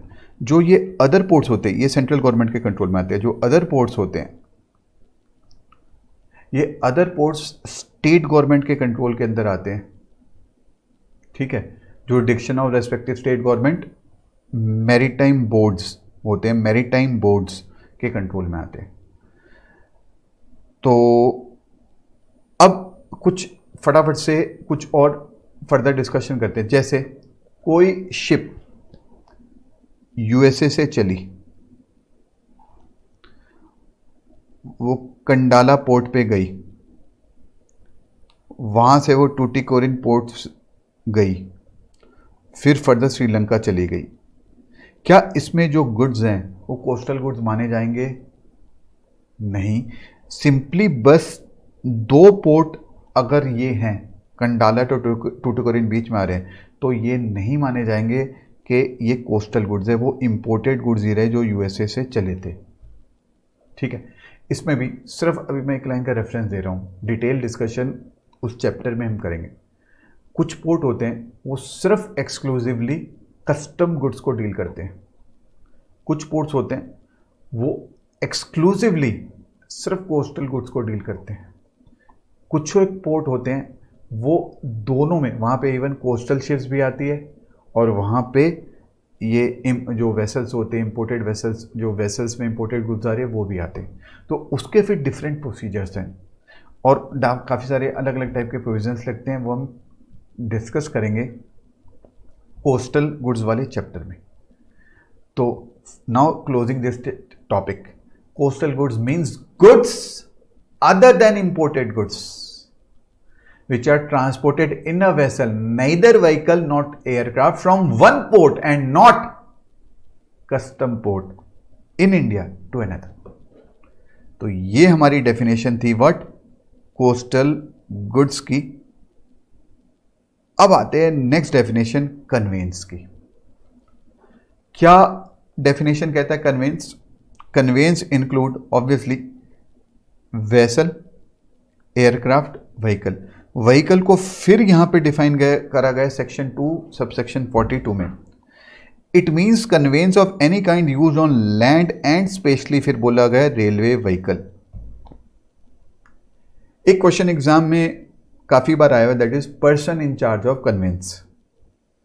2 मार्क्स का क्वेश्चन आया, आपको 4 एलिमेंट देने पड़ेंगे, वेसल, एयरक्राफ्ट, रेलवे व्हीकल और लैंड व्हीकल का रेफरेंस। उसको थोड़ा सा अगर आप आगे चलते हो तो आपको डेफिनेशंस मिलेगा, पीछे मैंने दिया हुआ है।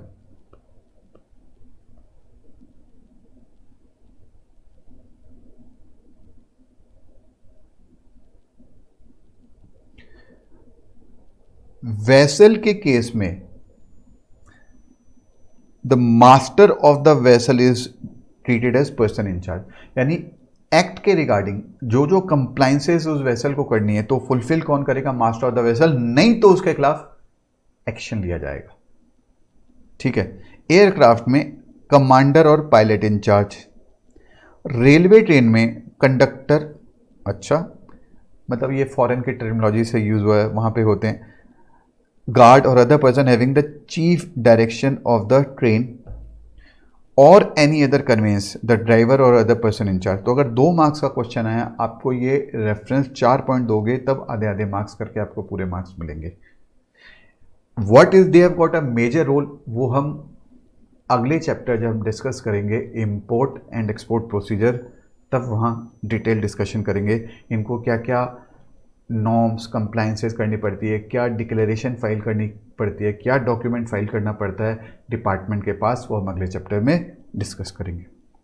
फिर आते हैं हम अपनी डेफिनेशन पे। अभी तक हमने करा क्या है? इंडिया। सेकंड हमने क्या किया? हमने चार्जिंग सेक्शन पढ़ा, सेक्शन 12। फिर हमने क्या किया? असेसमेंट की डेफिनेशन। फिर हमने क्या किया? कोस्टल गुड्स की डेफिनेशन। मेजर वे में अभी तक हमने ये किया।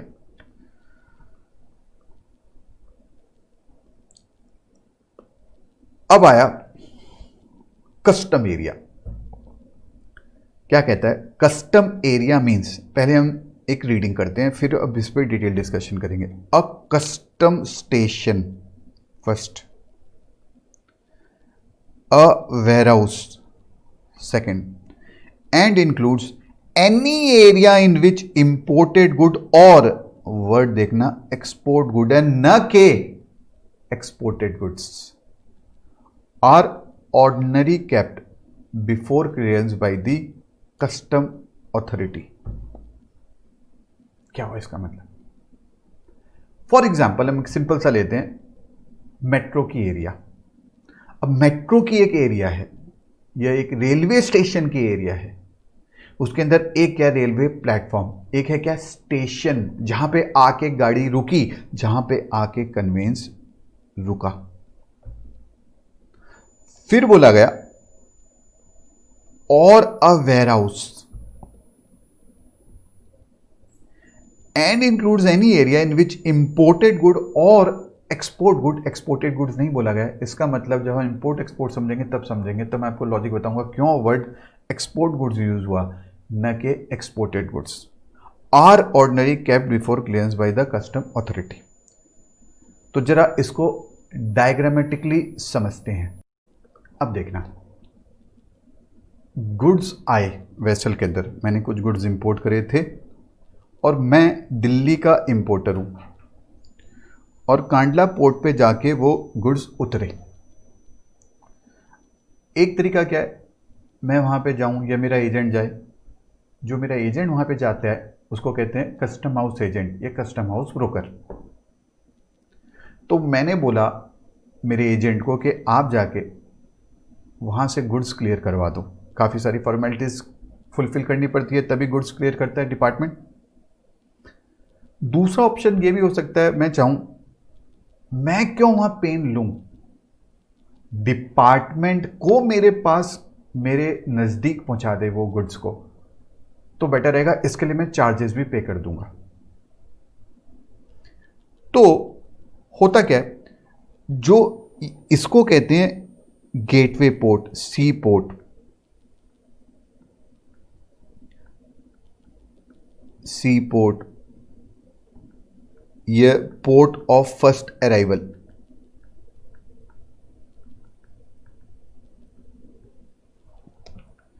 गुड्स आए, अब मैंने कहा मेरे पास डिलीवर कर दो, तो उसको बोला जाता है इनलैंड कंटेनर डिपो। जो दिल्ली में बच्चे रहते हैं वो शायद जानते होंगे, तुगलकाबाद इनलैंड कंटेनर डिपो, वहां पे उस रेलवे स्टेशन के आसपास बड़े बड़े कंटेनर्स आपको देखने को मिल जाएंगे। तो दिल्ली के इंपोर्टर ने ये बोला, आप जो गुड्स गुजरात आए थे, डिपार्टमेंट बोला आप मेरे तक पहुंचा दो, उसके जो भी चार्जेस लगेंगे मैं आपको पे कर दूंगा। तो अब यहां से कांडला पोर्ट से, यानी गुजरात से दिल्ली तक, यह तो वो रोड के वाया मूव करेगा, यह वो ट्रेन के वाया मूव करेगा गुड्स वहाँ पे। ये डायग्राम बहुत बार रिपीट होंगे, प्रोसीजर में बार बार रिपीट होंगे, तब जाके आपके दिमाग में पूरा प्लॉट होगा। अभी हम एक बेसिक अंडरस्टैंडिंग ऑब्टेन कर रहे हैं।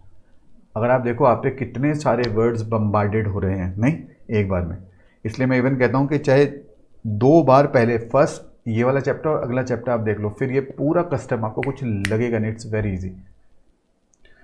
अब ये जो मूव होते हैं यहाँ से, कहाँ से, कस्टम पोर्ट से और आईसीडी तक, that is inland container depot तक। तो ये जनरली कंट्रोल में होते हैं Concor, that is called what, container corporation of India के कस्टडी में ये मूव होते हैं।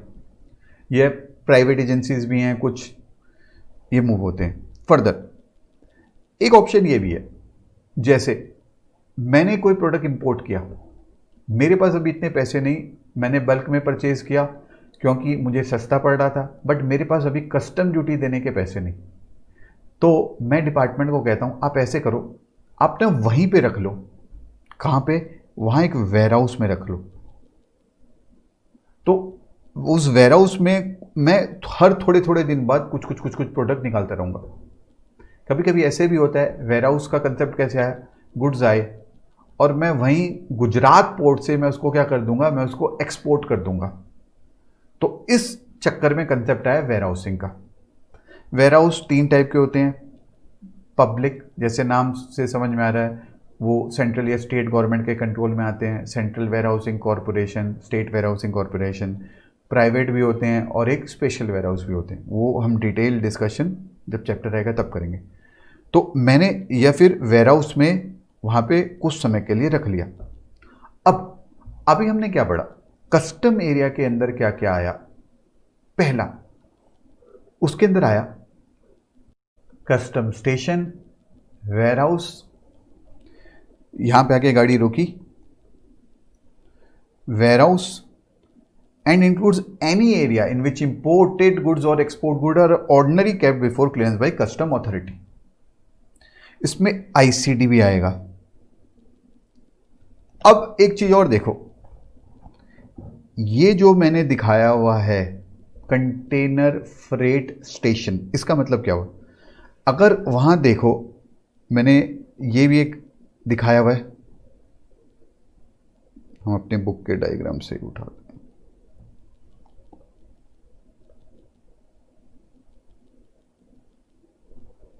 What is container freight station? ये कंटेनर है, इस कंटेनर के अंदर ये मान लो 100 कार्टन्स दिल्ली जाएंगे, 50 कार्टन्स मुंबई जाएंगे, 200 कार्टन पुणे जाएंगे। अब मैं क्या करूंगा, नेचुरल है, उस कंटेनर को मैंने खोला और मैंने उसमें से, हो सकता है और एक दूसरा कंटेनर हो, इसमें भी 200 कार्टन दिल्ली के हो। अब मैं बेसिकली करूंगा क्या, इनको मिलाऊंगा और इनको एक कंटेनर के अंदर डाल दूंगा, सारे दिल्ली वाले। ये जो पहले डीस्टफिंग निकालना कंटेनर से, फिर उसके बाद में उसको स्टफ करना, फिर वापस कंटेनर में डालना, ये जो एक्टिविटी कैरीड आउट करी जाती है उस जगह को कहा जाता है कंटेनर फ्रेट स्टेशन।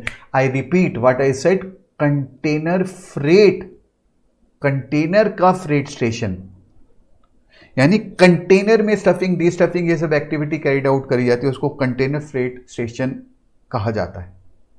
ये क्यों आया? क्योंकि होता क्या था, वहां पोर्ट पे बहुत कंजेशन होता था, तो अलग से एरिया स्पेसिफाई करी, वहां पे जाके ये स्टफिंग डीस्टफिंग होगा। अब होगा क्या, डिपार्टमेंट भी जाएगा वहां पे, चेकिंग करेगा कंटेनर्स की, एग्जामिनेशन ऑफ गुड्स होंगे, बहुत सारे प्रोसीजर होते हैं कैरीड आउट करने होते हैं, पेमेंट और ड्यूटीज होते हैं, ये सारी एक्टिविटी वहां कैरीड आउट करी जाती है। बट कंटेनर फ्रेट स्टेशन का सेपरेट एग्जिस्टेंस नहीं होता अपने आप में। यहां पे आप डिलीवरी ऑफ गुड्स नहीं ले सकते कंटेनर फ्रेट स्टेशन में। अगर फर्ज करें हम ये बात करें, अब यहां से जहाँ पे मैंने मार्क किया, यहाँ पे भी एक पोर्ट है, यहाँ से भी एक पोर्ट, कुछ गुड्स उतरे और दिल्ली के लिए जाने हैं, वो सारे कंटेनर यहाँ एक जगह, एक हब यहाँ मिलते हैं, यहाँ से एक जा रहा है, एक यहाँ से जा रहा है, और वो दिल्ली वाले एक पूरे की इकट्ठे होके ये गुड्स ट्रेन के अंदर जाएंगे दिल्ली की तरफ। ठीक है, तो ये कंटेनर फ्रेट स्टेशन है। अब क्या यहां पे मैं डिलीवरी ऑफ गुड ले सकता हूं? नहीं, because it is simply an extension of a custom area. But क्या मैं इनलैंड कंटेनर डिपो पे डिलीवरी ऑफ गुड्स मिल सकती है? Answer is yes. अभी मैं एक्ट में जब आपको कनेक्ट कराऊंगा तो और बेटर अंडरस्टैंडिंग समझ में आएगी। तो अभी तक हमने क्या डिस्कस किया? कस्टम एरिया में क्या आया? पहला कस्टम स्टेशन, दूसरा वेयरहाउसिंग वेयरहाउस, तीसरा any area in which import और export goods are ordinary kept before clearance by custom authority, और फिर आईसीडी। आईसीडी अपने आप में उसका एक सेपरेट एग्जिस्टेंस है, वहां पे कस्टम ऑफिसर सब प्रेजेंट रहेंगे, वहां आप डिलीवरी ऑफ गुड्स ले सकते हो। इसी चीज को अगर हम प्लॉट करें,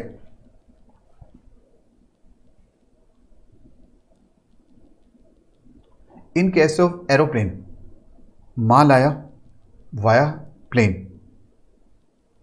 जैसे माल उतरा यहां पे, अब मैं चाहता हूं कि मेरे घर के पास वो मिल जाए। और एयरपोर्ट में आजकल आप देखते हो बहुत कंजेशन रहता है, बल्कि मुझे तो लगता है आने वाले समय में ये होना शुरू हो जाएगा कि जैसे कोई फ्लाइट अगर जा रही है मुंबई, हाँ तो बोलेगा हाँ भाई, जैसे वो होता है ना बस वाले, हाँ भाई मुंबई मुंबई, रुक रुक रुक रुक रुक रुक रुक रुक, हाँ मुंबई मुंबई मुंबई, इतना कंजेशन। इस कारण बोला गया कुछ पार्ट, कुछ एक्टिविटी हम कहीं और शिफ्ट कर देते हैं, उसको बोला गया एयर फ्रेट स्टेशन। बट एक चीज ध्यान दें, एयर फ्रेट स्टेशन के अंदर आपको डिलीवरी ऑफ गुड्स मिल जाएगा।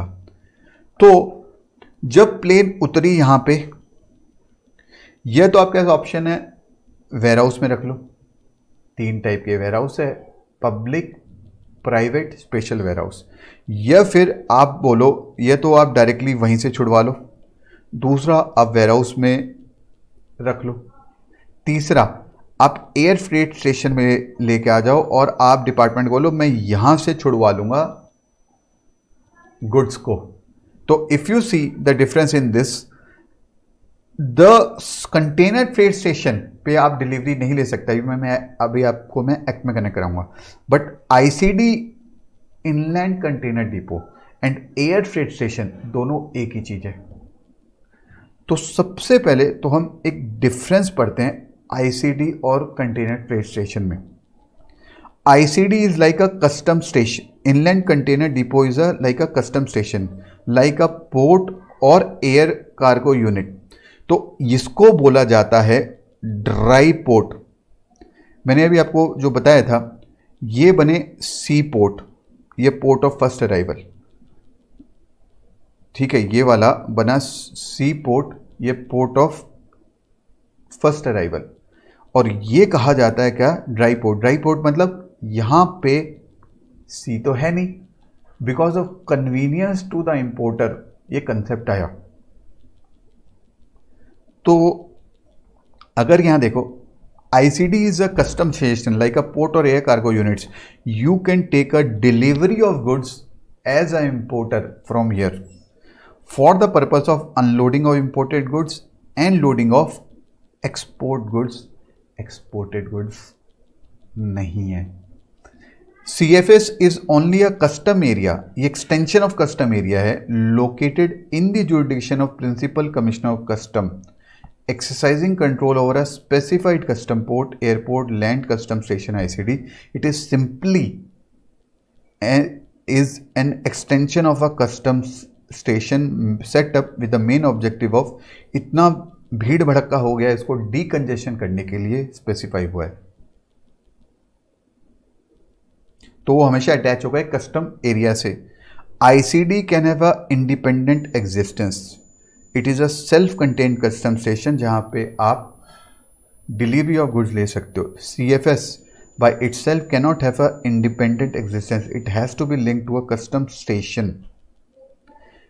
Custom manifest, bill of entry, shipping bill, ये सारी टर्मिनोलॉजी हम डिटेल डिस्कशन अभी बाद में करेंगे, ठीक है। ये पढ़ना चाहो इतना सा आप पढ़ सकते हो, बाकी जैसे जैसे आगे बढ़ेंगे तब और ज़्यादा क्लैरिटी आती जाएगी। मैं आपको 2 मिनट दे रहा हूँ पढ़ने के लिए, फिर हम आगे बढ़ेंगे।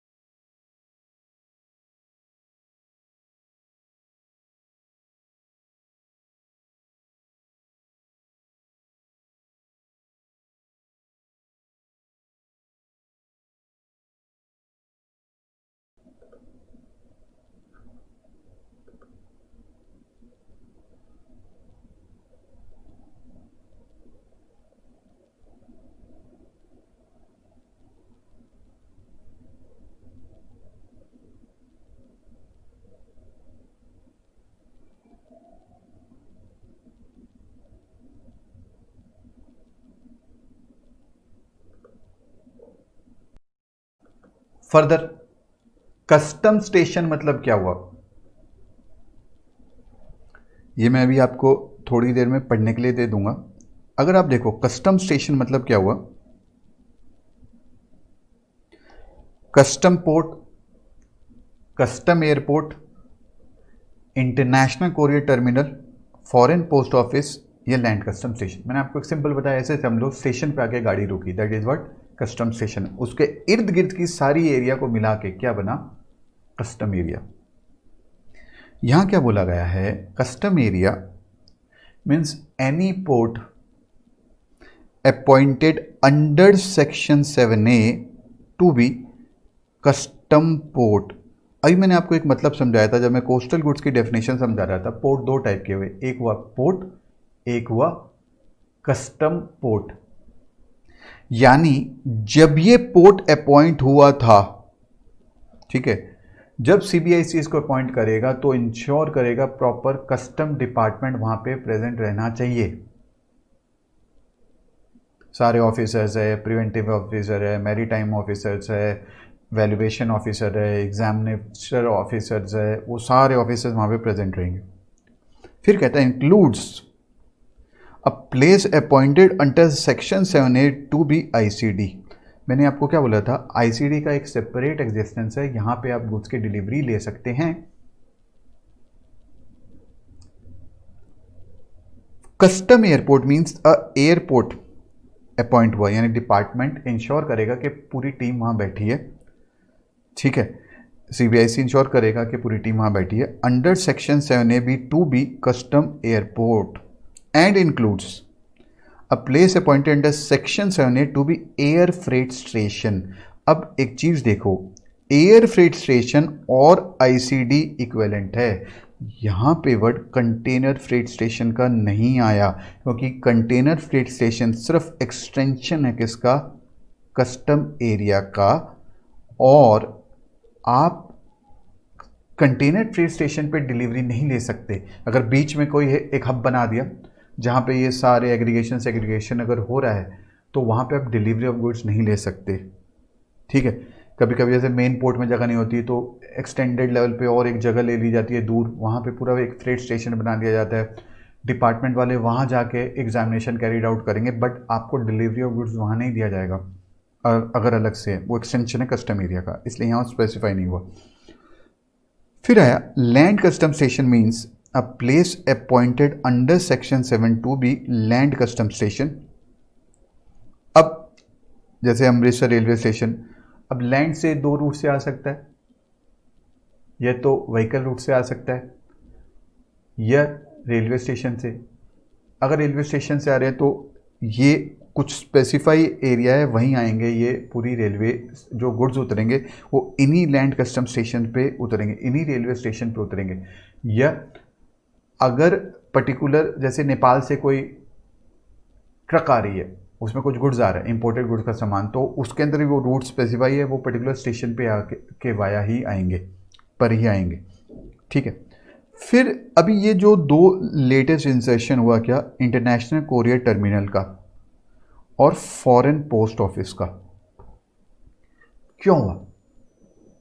इसका रीज़न है, जो आज की डेट में इतने मास लेवल पे गुड्स इंपोर्ट, मतलब गुड्स आते हैं वाया कोरियर, वाया पोस्ट, गए, हमने वेबसाइट पे, अमेज़न पे कोई प्रोडक्ट स्पेसिफाई कर दिया कि मुझे ये प्रोडक्ट चाहिए, ठीक है, तो इतना मास लेवल पे काम हो रहा है। तो पहले क्या होता था, जो पोस्ट ऑफिस थी ये भी वहीं पे कस्टम एरिया के इर्द गिर्द आती थी। बाद में अब इस पूरे प्रोसेस को डिसेंट्रलाइज कर दिया गया है।